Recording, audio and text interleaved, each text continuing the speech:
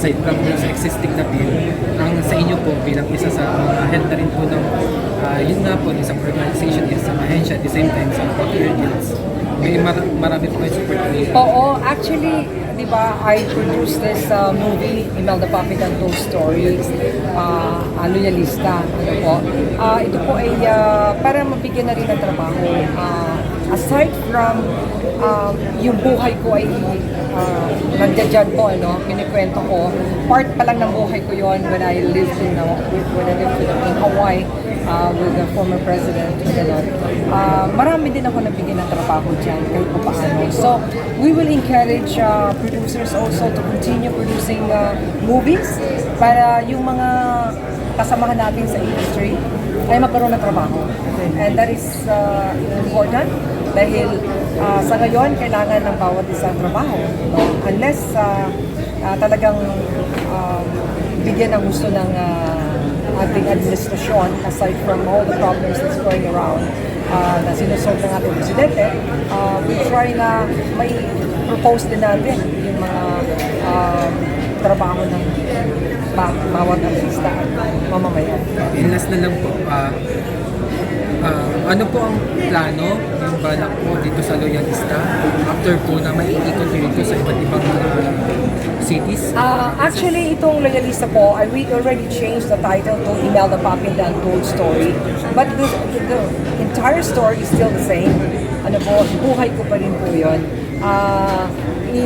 Nilagay lang ng nag-consensus lang ang Prince Star Film Production ng Imelda Papit and Told Story para mayakap natin lahat because until now medyo you have to explain why it's Loyalista, so para wala ng explanation because anyway all of us are loyalists to the country, to our friends, to our family, and to God.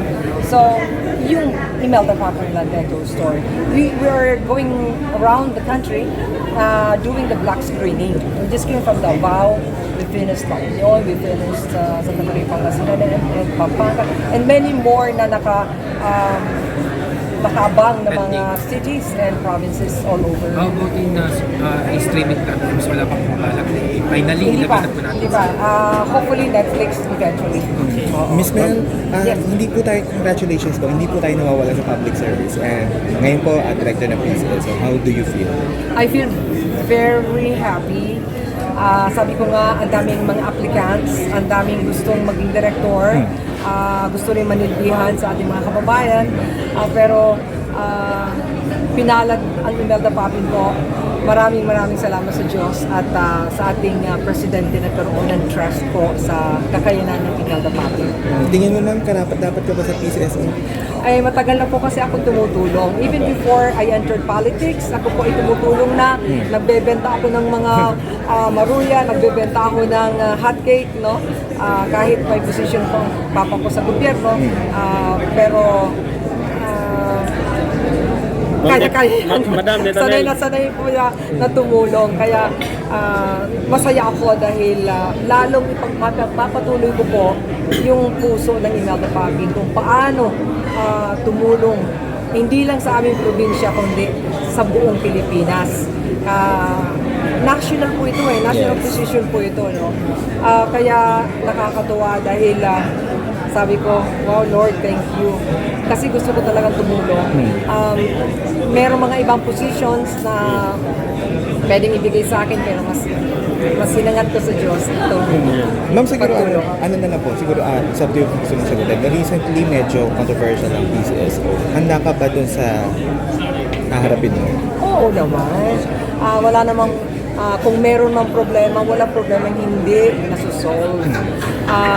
Sa tingin ko naman po unang-una, hindi ko alam ang talagang story.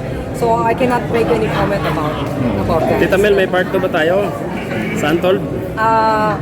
Siguro pag ilagay na natin sa regular theaters, then we can have another movie.